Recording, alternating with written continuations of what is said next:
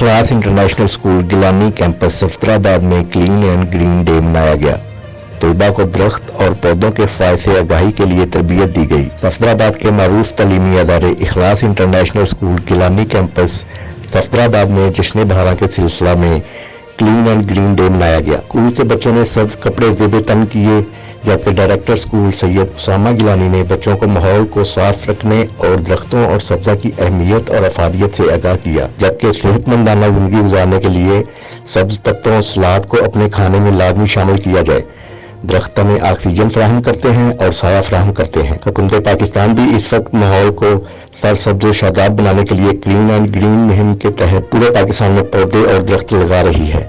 हमें भी चाहिए अपने इर्द गिर्द के माहौल को साफ सुथरा रखें और पौधे दरख्त लगाएं।